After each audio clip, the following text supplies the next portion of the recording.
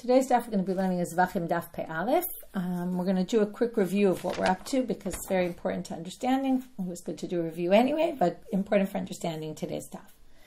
We started with a sugi yesterday. I'm going to start from the middle of Amud Aleph, where we brought in a Mishna from Masechet Parah. And in that Mishna, there was a machloket, Rabbi Eliezer and the rabbis, what to do in a situation where water, regular water, gets mixed up with the Parah Aduma waters. And Rabbi Eliezer said you have to do 2 sprinklings, whereas the rabbi said it's all disqualified. So we explained why the rabbis say it's all disqualified, because even though they hold yesh bila, which means everything gets mixed up evenly, or it doesn't necessarily, I just want to clarify, it doesn't have to mean it's exactly evenly, right? If there's 80% of this and 20% of that, then every drop you take has 20% of that to 80% of that. But maybe it really does have to mean that, but what it really means is any bit that you take from there, we view as part and part. That you're definitely going to have some part of the other item in every drop. Every drop is made up of some sort of portion of each. The most logical would be to say that it's an equal portion of whatever dropped in there. So you don't necessarily have to say that, but the concept is there is. But what's the problem? That when you sprinkle, you need a certain requisite amount. And you can't combine requisite amounts. You can't combine sprinklings to get to that requisite amount, so you'll never, ever be able to do it, because every time you sprinkle, you don't have the full amount because you're stuck with some water in there.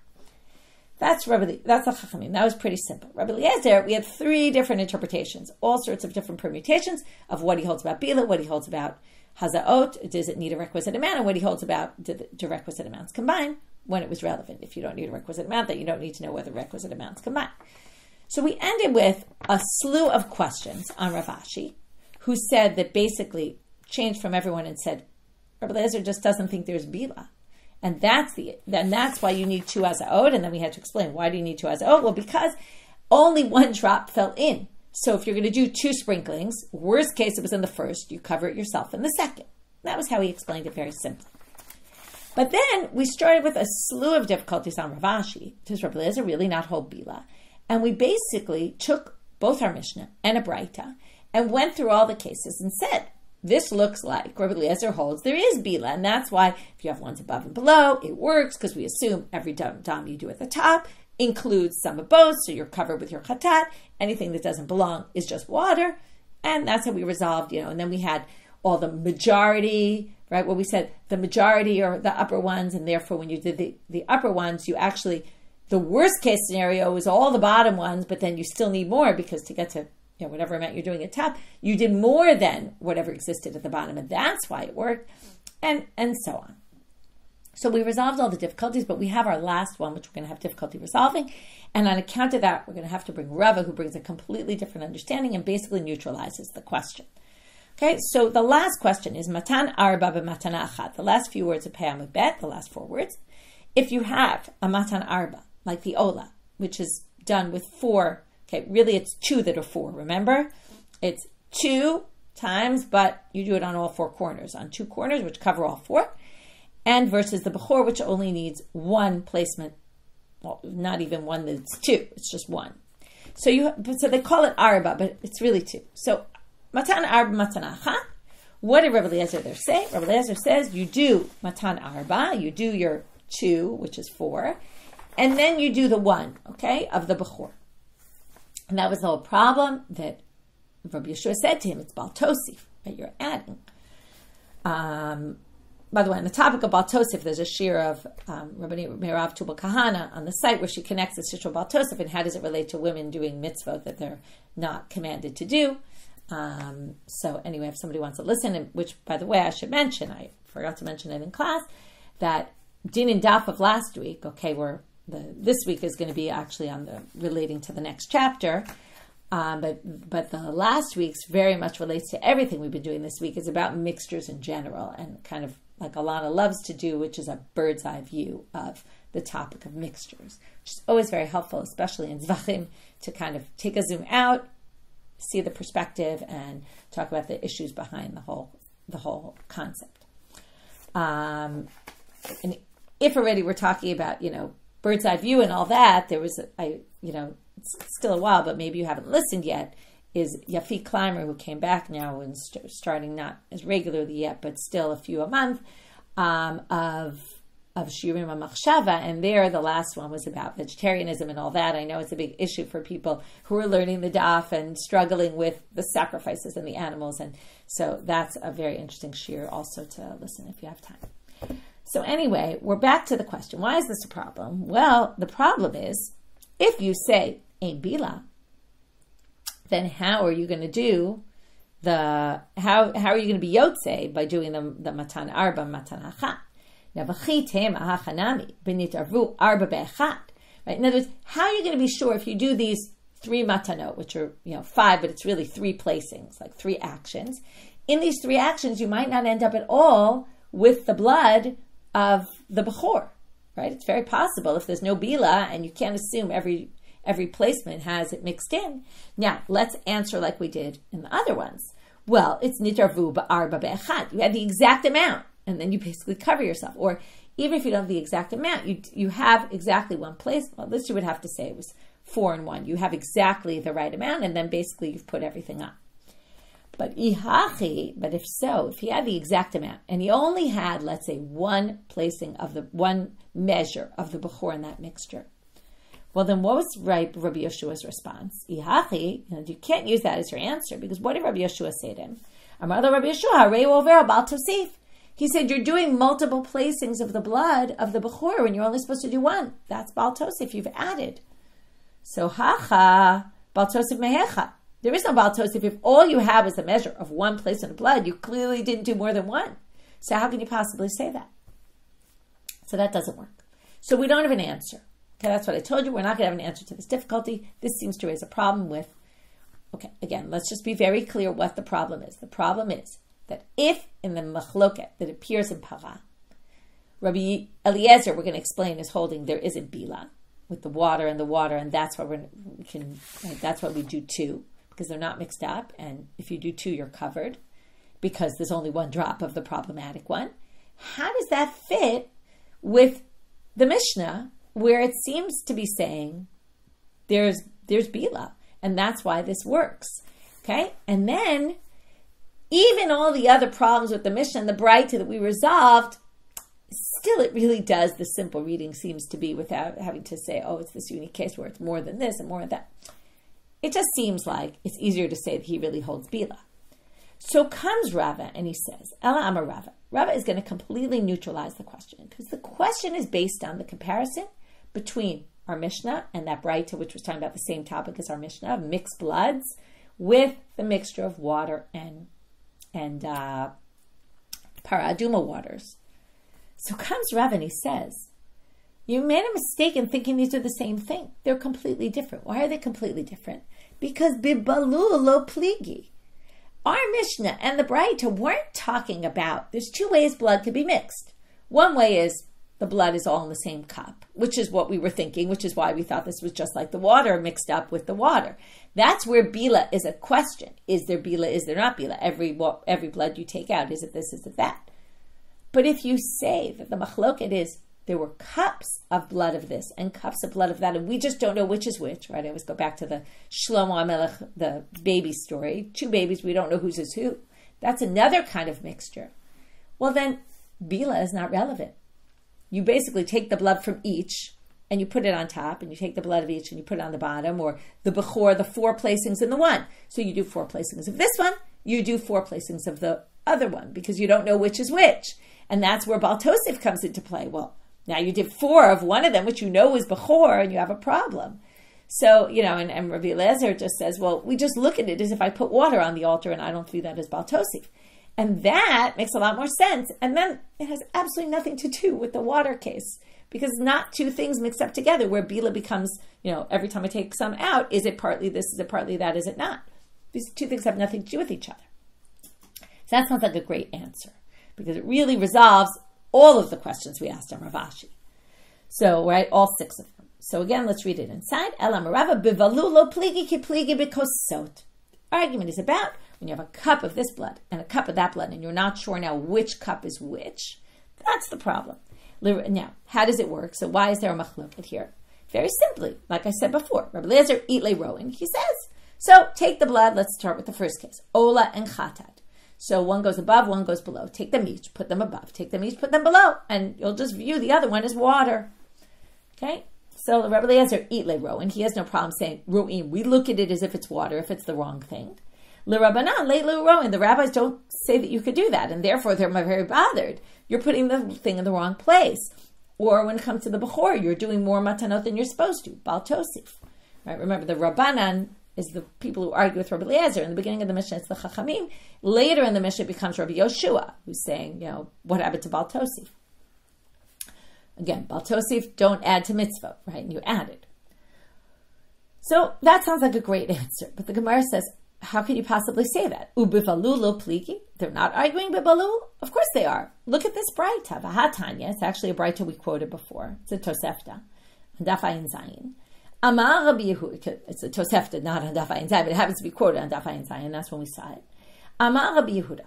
Lo nechleku Rabbi Eliezer v'chachamim al dam chatat shenitarev b'dam balashi yikav. Okay, they don't argue if there's blood of the sin offering mixed with the blood of the burnt offering. They all agree that you can bring it because both are good bloods, so therefore bring it.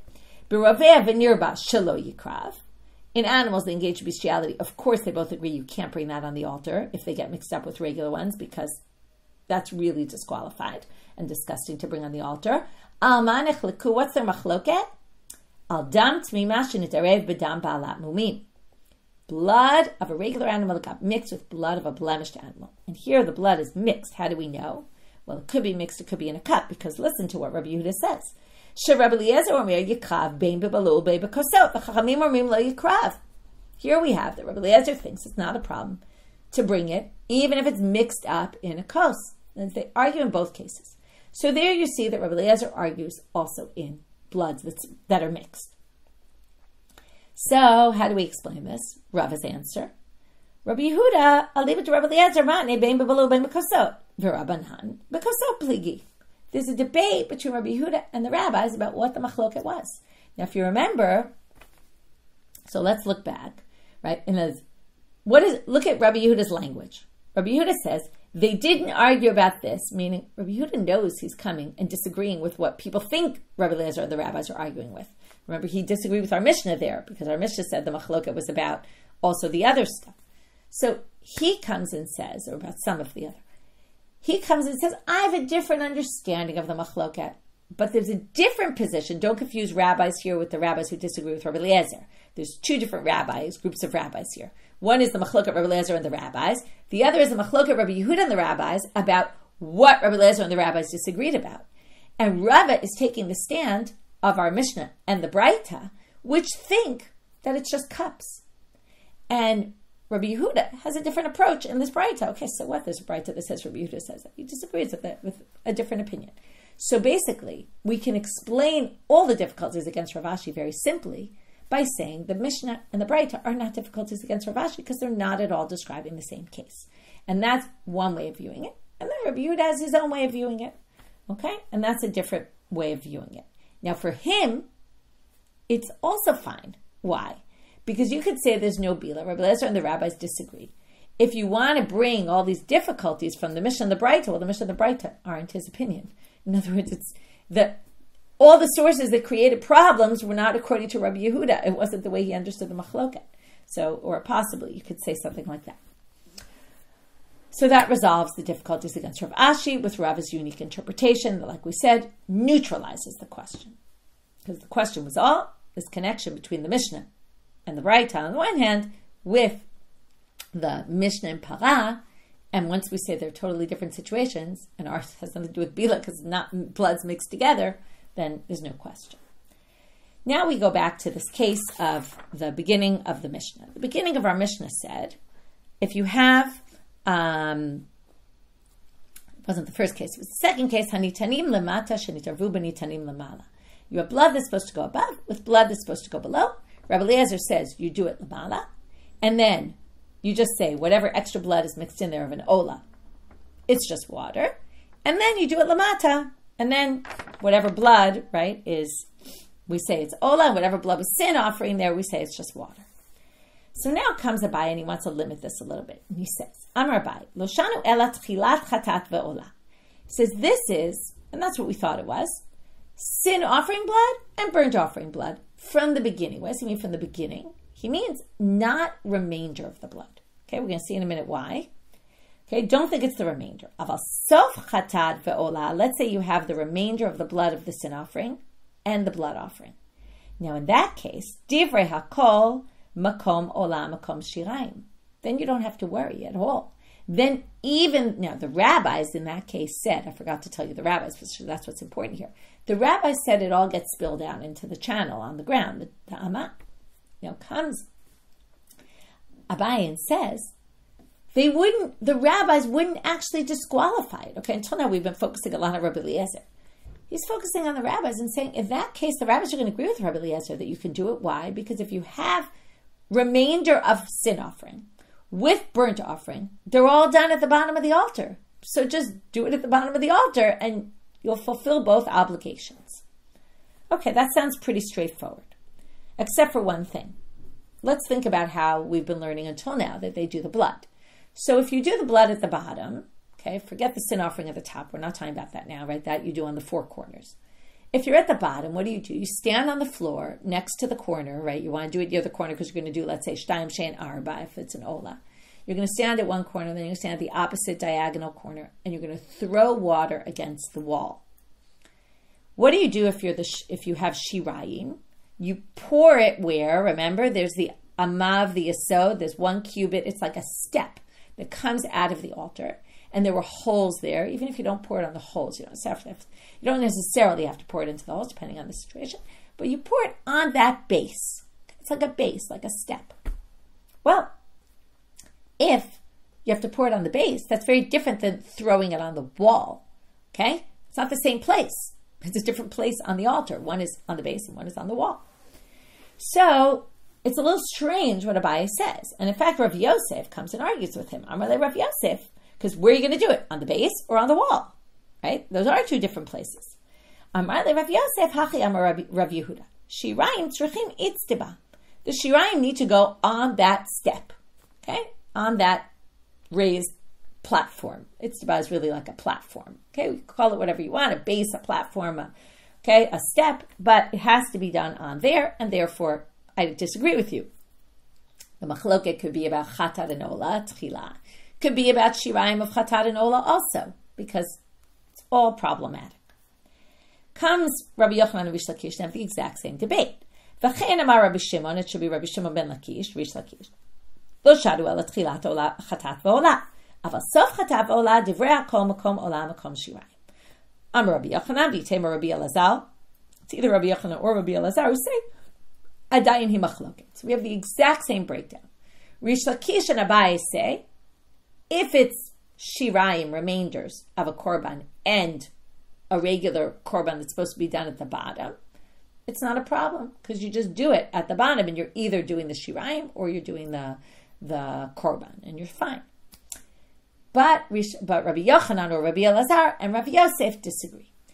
Until the next Mishnah, which is the very end of our daf, we're just going to be dealing with this. And what we're going to do is our structure is very simple. 3 difficulties. I should say very simple. It's simple, but then gets complicated because you can see it from here to the end. 3, I would say not complicated, but sidetracked. Okay, we're going to get off on a few sidetracks. 3 difficulties against the opinion of the second opinion, against the opinion that you have to do it on the itztiba and you can't do it in the same place. Okay, 3 difficulties on that approach, and each time we're going to resolve it, but sometimes we're going to get off a little bit into more. In the last one, we're actually going to have 2 difficulties on the resolution and answers how to resolve the difficulty on the resolution. So the first one, and the first and the second are pretty much parallel. Mativ Rav, which makes it a little bit simpler, because it's going to be the same kind of idea, the same kind of difficulty. Mativ Rav Huna bar Yehuda. So again, they're contradicting the second opinion, the one that says that it's a different place. It has to be done, the shirayim on the itzba. You can't throw it on the wall of the altar. So you can't do this because there's no way to do, right? It's not, the rabbis wouldn't agree then in that case because they're each done in a different place. And you'd have to then spill the blood because it's disqualified. Because again, if you don't say, oh, I'm just looking at this, I'm throwing water, then you're stuck. Mativ Rav Huna bar Yehuda. Kodeshem. This is a pasuk by Bechor, a firstborn. It says, they are sanctified. So this seems to be extra word. Why is it with extra words? Why is it here? She'im nitarev b'dam kodashim achirim yikrivu. It's to say it's kodashim. They don't lose their sanctity in a ta'arovet if they get mixed up with something, and you actually bring them on the altar. Now, at first the Gemara is going to assume my lav sof ola ubechor. They must be talking about if they get mixed up with shirayim of a different korban. Why? Well, I think that the assumption here is, not 100% sure, but I think this becomes clear from the continuation, that what's the chiddush if you say bechor and ola get mixed up, you can bring them, because obviously you can bring them. They're both done in the same place. So we must be talking about something a little more complicated than that, where they're not brought in the same place. And what would that be? The shirayim. And what does it say? You can bring them anyway, which is basically trying to tell you, Shma mina, makom ola, makom shirayim. And then the whole chidush of this drasha is, you can bring them because in the end, you don't have to do the shirayim on the base. You can do it even on the wall. And that's why you can bring them together, and that's what it's teaching us. To which the Gemara says, no. It's really talking about tchilat ola b'chor. It's not talking about shirayim at all. It's talking about an ola and b'chor, which I said, well, isn't that obvious? What's it teaching you? Well, and that's why the Gemara asked. That's why I think it's obvious. That's why they didn't start here. Well, what's it teaching you then? Isn't it kind of obvious that if you have b'chor and ola, you can bring them and be yotzei both? Well, de'ein olim mevatlin zeh. Now, don't confuse olim with ola. This just means anything that goes on the altar, like blood, for example, has significance that it's not going to be nullified in a combination, in a mixture. Because normally, let's say you had, if you're going to have ola and bechor mixed together, probably you're not going to have the exact same amount of blood of each, chances are, because this is like we always say, ifshar l'tzamtzem, you can't be exacting. So in a combination of blood that gets mixed to bechor and ola, presumably one will overpower the other based on laws of Rov.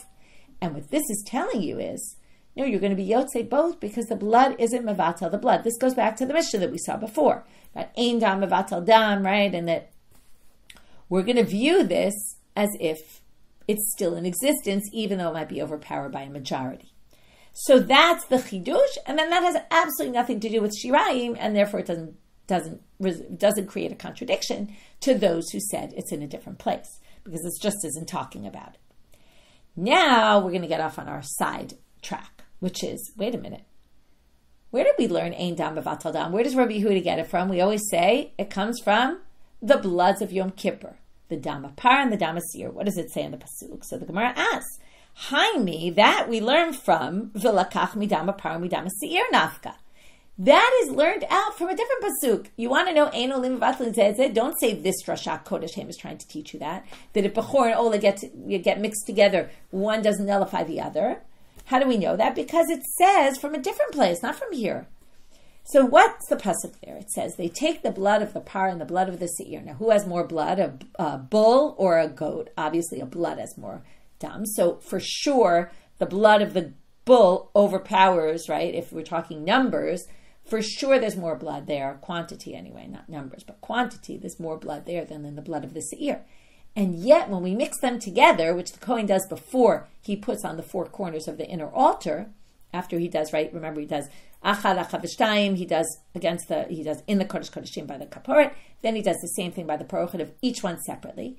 Then he goes and puts them together, and then he does it on the altar. Although I'll tell you now, that you might recall there's a machloket about this. Okay, we'll get back to it. Some people say he doesn't mix it then, he mixes it after that. But let's put that aside for right now. But I'm just telling you, just so you don't believe me so much that you think this is the only way it's done. Okay, remember there was a 43 or 47 or 48. There were all these different amounts of how many bloods he does on that day. I think I got my numbers right. I think it's 43, 47, or 48. Someone could correct me if I'm wrong. But anyway, the point is we learn it from that pasuk because it calls it the dam Parah and the dam Seir, even though they're mixed. And even though the dam Parah really overpowered the dam Seir, it's still called dam Seir. So it must be, we learn it from there. To which the answer, Tanaihi, it's actually machloket tanaim where we learn it from. Okay, some people learn it from the dam Seir and the dam Parah, the Yom Kippur. Some people learn it from Kodashim. Okay, resolves our issue, we're done. That was a side issue. The main thing was we brought this source. We thought it was talking about Shirayim. We proved it wasn't talking about Shirayim. It has nothing to do with our topic. We do the exact same thing in the second one. Mativ Rava. V'ikrivu b'nei Aaron et hadam v'zarku et hadam. This is about a korban ola. It says they brought the blood and then they throw the blood. Now, you don't have to say blood twice, because if they brought the blood, obviously when they threw it, they threw the blood. Why do you have to say blood twice? Matam lomar dam dam. So they're going to go through a whole thing, and then we'll get to why we do dam dam. We're now at the top of Amud Bet. Now there's a problem with the girsa here. Okay, we'll go with a different version. Yachol ein li ela ola shenit arva. Now, it's an ola here in the pasuk. So maybe it's only when an ola mixes with another ola. What it's trying to say about this dam is that must be bloods mixed together can be brought. Okay? Sha'af mechayim tikrav. If you have some mixture of an ola with, it could be with a chulin, it could be with a different offering, it could be with a tmura, all sorts of options. You're going to bring them, even if they get mixed up when they're alive. Remember, like an ola gets mixed up with chulin animals, and then what do? We sell them all and bring them all as korbanot ola.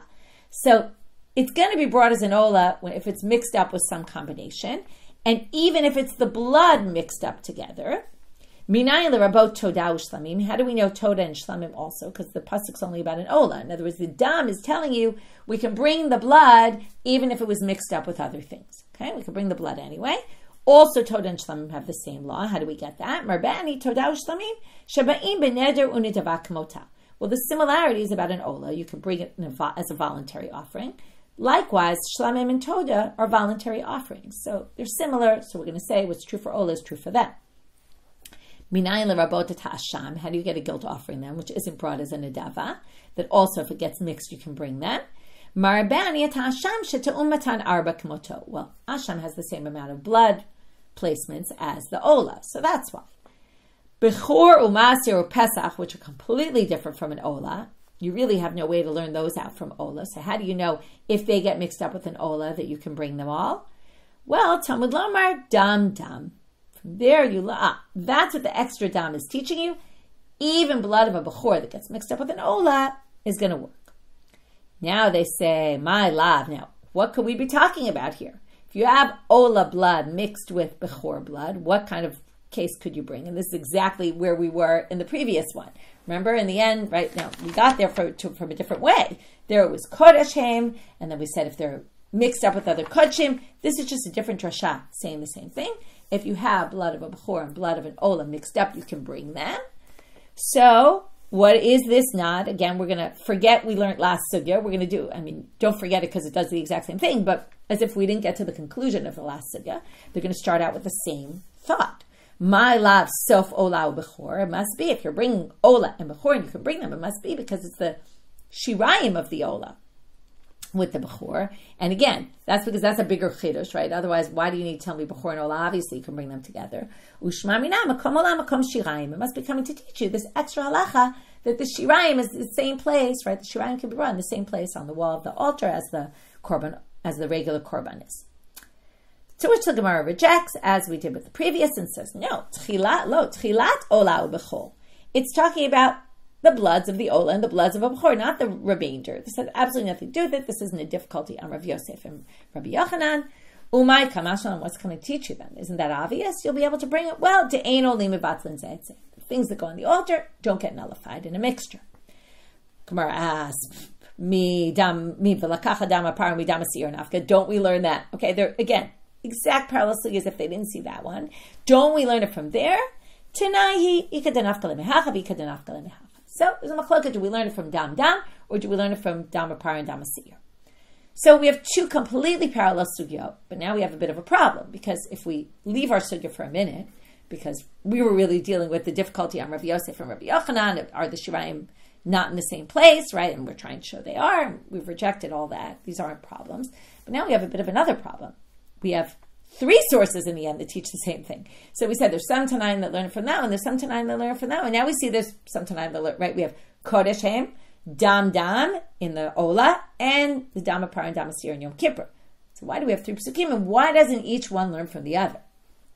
So the Gemara is now going to, as I said before, this was kind of a parallel sugya, as if the two existed in some other reality, other Beit Midrash, but the Gemara, which edited it, right, brought all these together and now says, well, let's look at the whole picture. Why do we need three? And why didn't each one take the drasha of the other? So one of them I already alluded to in what I was telling you before. Whether you caught it or not, we'll see. But now they say, so these other two tannaitic sources that we just brought don't learn it, right? They learn from Kodesh Hem or Dam Dam. They don't learn it from the Yom Kippur. Why? Because they held that they didn't mix the bloods before they put it on the four corners. So when it says, take from the Dam Parah and the Dam Seir, they weren't combined. Take from the Dam Parah and the Dam Seir and put from each of them on the four corners of the altar. And there's no drasha here about, the Dam Seir still exists even though it's combined, because it wasn't combined. That's a very simple answer. Midam dam lo yalif. So now, why does the person who said Kodesh Hem, and why did the one who said Lakach v'dam apar, why did they want to learn from dam dam? It's a pretty easy one too. Dam dam lo mashma. It's not the most convincing drasha. Okay, I don't know if you were feeling that when we were in it, but okay, the fact there's an extra word dam means you can mix it also with dam bechor and you'll still offer it on the altar. Okay, you could take it, but it's not the most convincing drasha. Ela mi Kodesh Hem my time lo yalfe. But what about this Kodesh Hem? Why wouldn't you learn it from there? Kodesh Hem really seems to be indicating the bechor stays in its kedusha even if it's in a combined combination with blood of another korban. So very simply, we're going to have a different drasha from Kodesh Hem, and that person darshans something else from it. And then we're going to have to say, well, where did that halacha come from according to the one who darshans Kodesh Hem the way we read it? And that's how we'll end this section. Ela Kodesh Hem my time lo yafe kasavre Kodesh Hem hein krevim ve'ein tmuratam kreva. Kodesh Hem is used for this other drasha. A bechor is sanctified. Now, what's different about a bechor than every other korban? It's sanctified from birth, which means that if you try to replace it, okay, you can't ever replace a korban. I designate an animal for a korban. If I want to replace it, we're going to get to the whole Masechet Tamura. We're going to discuss this a lot. We've talked about it before in the past also. If I want to replace it and say, you know what, I don't want this animal, I want a better one or a worse one or whatever it might be. It doesn't matter, being im tov im ra. It doesn't make a difference, better or worse. I can't do it. It's forbidden. But if I do it anyway, it's sanctified and has to be sacrificed like the original one, except for bechor. Because Kodesh Hem, their Kodesh, you can't move their sanctity onto someone else because they were born as firstborns. You can't just put that sanctity on a different animal. So, being that that's the case, basically that's what Kodesh Hem is saying. Hem krevim ve'ein tmuratan kreva. If you did tmura on a bechor, you don't sacrifice that tmura, even though normally tmuras get sacrificed, not this one, because the kedusha really can't be transferred. Ve'idach, okay, now I should say not transferred, but duplicated, replicated. That's maybe a better word, replicated. Because in regular case of tmura, what you're trying to do is you're trying to move the sanctity from here to the other. In the case of what happens is, in reality, is you can't move it. You can't, I'll do it like cut, paste. You can copy, paste, okay? You can move the sanctity while it still stays in the original place. So it's a more copy, paste rather than cut and paste. So now, but not for bechor. Bechor, there is no copy, paste. You can't copy, paste the sanctity of a bechor to the extent that it will be sacrificed. Okay, now, v'idach nafkale. Okay, so now we have to go back, finish one last thing here, which is, if you say Kodesh Hem is teaching you Ola and Bechor, right? The Bechor doesn't get nullified. Ein Olim v'vatlin zeh et zeh. They don't nullify each other. Then where are you going to learn this halacha about the Tmura, which everyone agrees with? Can't learn it from Kodesh Hem. You're busy using that for something else. Idach nafkalemi im shor im set lahashemhu. If the Bechor is an ox, if the Bechor is a sheep, lahashemhu, it goes to God.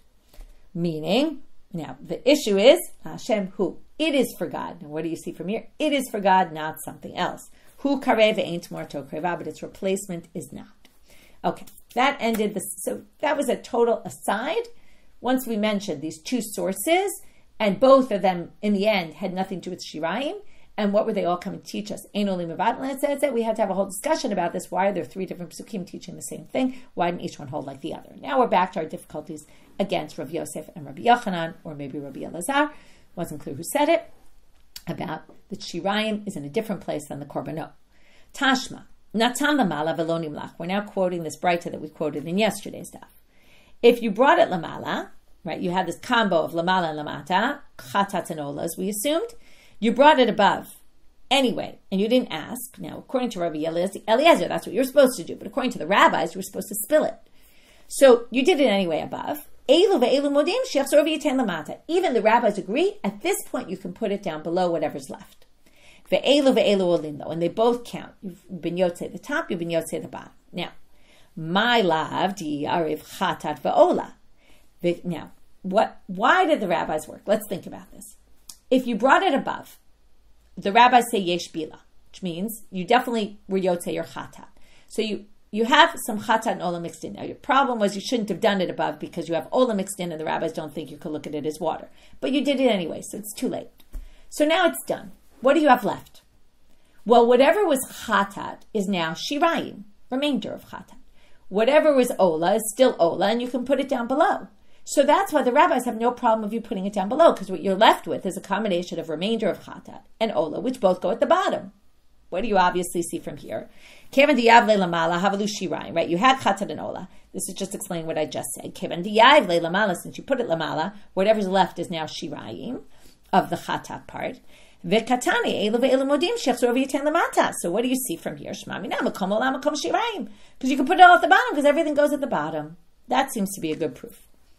However, the way to get rid of this proof against the way to respond to this, and this is where I told you at the beginning, we're going to have an answer, and then we're going to have two difficulties on this answer, but resolve both difficulties. So we're going to be left with an answer. Rav Yitzchak bar Yosef came from Israel. Amar, he came to Babylonia, he told us, Amre b'marav, in Israel they say the following. They understand this completely differently. Now notice it said, you put it lamala and you didn't ask, right, it's lamala and lamata, but it didn't really specify what exactly it was. We assumed it was chatat and ola. Now they say, hacha b'mayaskinan, kigondi arif chatat chitzona, b'shirayim, it's missing the key words, shirayim of the chataot pnimiyot. Remember the sin offerings that go on the inner altar. What happens? The remainder of them gets brought on the outer altar. Remember, you leave the Ol Moed, you walk out, and you put them in the base of the altar, right outside the Ol Moed, right outside the Hechal. So now you have a mixture. What he says is in Israel, their version of this braita is that what was mixed together was not sin offering and burnt offering. It was remainders from the chatat that was supposed to be inside, and the chatat that's supposed to be brought outside. And then, again, you can't bring the remainder above because it doesn't belong above, so you're not supposed to do it. But if you did it already, let's play it out. If you did it already, you put the part that was the sin offering above, you put above. Now you're left with remainder of that and remainder of the inner offering. It's remainder and remainder. It's not remainder and offering, which was supposed to prove, they can obviously be done in the same place. It has nothing to do with it. It's remainder and remainder. And that resolves the problem. But we're going to have a bit of a question, two questions on this, and then we'll get to the next Mishna. Why do you have to complicate it and say it's the remainder of the inner offering? Why don't you just say you have blood that was sin offering, that was tchilat chatat, the regular ones, mixed up with remainders of sin offerings? Like, why don't you just keep it as simple as possible? That would be a more simple case, which would be the same thing. So why do you make it complicated and start with the inner bloods? To which he says, no. Dilma hakamashma. Maybe the reason why they wanted to say it is because they wanted to say this teaches you something more. It's not such a big chiddush. Obviously, then you could do it. So it wanted to teach you something else. And this is totally different. It's a review of some other sugya we saw a while ago. Afilu lamanda amar shirayim makvim. Remainders never hold up an offering, right? Except for possibly in one case. In the inner offerings, the inner sin offerings, again, these are the Parah and Dever Shel Tzibor, the Parah Yom Kippurim, right? We have all those ones that are done on the inner altar, the Seir of Yom Kippurim. The remainder of those goes on the outer altar. Now, even though the remainder of sacrifices is not essential for the sacrifice, remember, once you're done with the blood, that's the key. You're done. Okay, anything after that is supposed to be done, but if it's not done, it's fine. But specifically in the inner offerings, there's a debate about whether the shirayim are essential. So even if you say that the shirayim are essential, what is this teaching us? Now, in this case, what happened to the shirayim? You didn't put them straight. You put some of them on the upper altar. Now, while we might say, like Rabbi Eliezer, and we don't care, you could see it as whatever, or however you look at it, but now you're missing blood. Okay, now you might say, this is what we're going to say now, even if you say the shirayim are critical, if chasru ein ma'akvin, if some of it gets lost along the way, which in this case it got lost not because it spilled, but it got lost, or not really lost, but lessened. It got lessened because you used some of it above, right? Because you were trying to yotze your chiyuv of this tarovet. So again, holding yesh bila, right? Some of it got messed up in the middle. It got taken above, or even in the worst case scenario, even if it isn't bila, you can be worried that some got taken, and yet you can still put them down below. Okay, that's the chiddush. Now we resolved. Okay, that's why it wasn't chatat and remainder of chatat, because remainder of chatat we wouldn't care if some was missing, because you don't even have to do the shirayim. But here it's telling you, if you hold you have to do the shirayim, don't worry if you lost some. Second difficulty on this explanation, that it's a chatat mixed with remainders of the inner offering, inner sin offering. So Amalei Rabbi Tosfa ale Ravina. Okay, he goes to Ravina and says, I got a bit of a question about this ukimta they did. How ukimna hahi beruba elyonim v'kayav lemalish yor tachtonim va'od. Didn't we already explain this braita in yesterday's daf? Didn't we say that it's majority chata, minority ola, and the whole thing we got into there? So obviously it's an ola and a chatat. How can you start saying it's chata pnimi? And this is a great review of our daf, because right now, what's the answer? Well, remember the beginning of our daf. Amar le, hanimile, limanda amru meikara, ein bila, maskana bekoso pligi. That was all according to the first way we read the whole thing, which is we thought our Mishnah was talking about mixed bloods, but in the end we said it's talking about cups and it has nothing to do with anything, and then we don't need all those answers. So you might say, yeah, that's what we thought it was, but in the end that whole line of thinking was completely rejected. So don't ask me a question from a rejected answer. That's not a question. Okay, moving on now to the Mishnah. Now we bring a different issue, which is we have blood that's supposed to be brought inside, which is mixed with blood that's supposed to be brought outside. Not the shirayim, but the blood. So now we have a problem, an additional problem, which is what?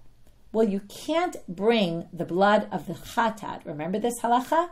Any blood of a chatat that's blood is brought inside to the heichal is disqualified.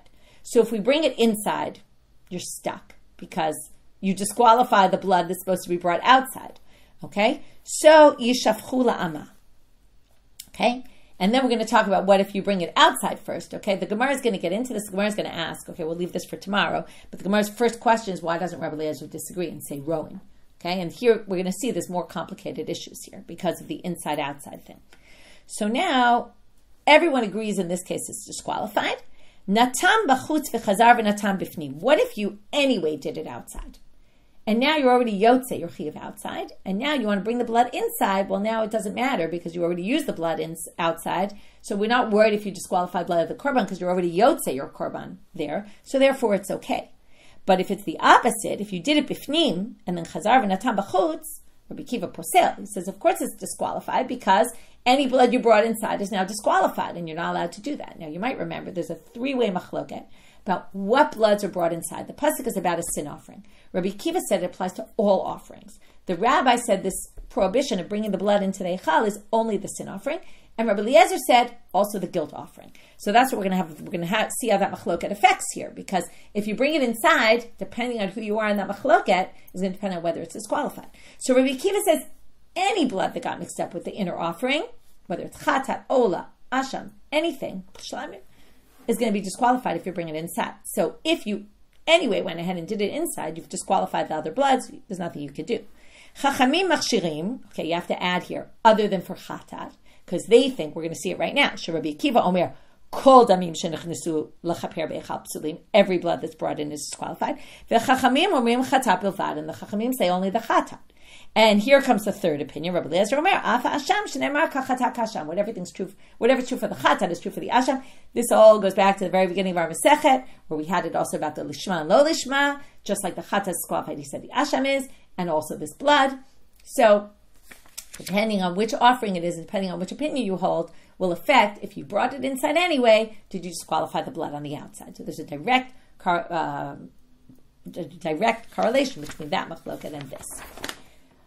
Okay, what did we do? Let's try to do it very simply, our summary, so that you have the bird's eye view here. We started with the last difficulty on Rav Ashi, who said, right, which this connection between our Mishnah and the braita and the Mishna and Parah. When we couldn't resolve it, Rava comes and says these two have nothing to do with each other. The Mishna and Parah is talking about mixture of things actually being mixed. The the Mishna and the braita are talking about cups being mixed. And with that, we resolved the issue completely. Then we brought a side question. Rabbi Yehuda doesn't say that. Okay, Rabbi Yehuda doesn't say that, but the rabbis do. Okay, there's those who disagree with Rabbi Yehuda. Then came this machloket Abai, Rish Lakish versus Rav Yosef, and Rabbi Yochanan and Rabbi Eliezer about whether the place of the shirayim is the same. Can the shirayim be done anywhere really at the bottom of the altar, or does it have to be done on the ledge, on the base of the yesod? And we had this machloket, and then we brought 3 difficulties from sources, tannaitic sources, to try to say that Rav Yosef and Rabbi Yochanan were wrong. And each time we resolved it. With that, we got off on some tangents about where we get it from. Things that go on the mizbeach don't get nullified. And then the last one was back to our original topic of the bloods getting mixed, and then the blood's above and the blood's below. But then we saw there was a completely different explanation of this that had nothing to do with the shirayim, that it was shirayim and not shirayim and sacrifice. And then we ended with this other issue of bringing the blood inside the heichal and how that affects a mixture of something to be brought outside and something to be brought inside. And continuing our discussion, our ever-ending discussion of mixtures. It will end at some point. Wishing everyone a good day.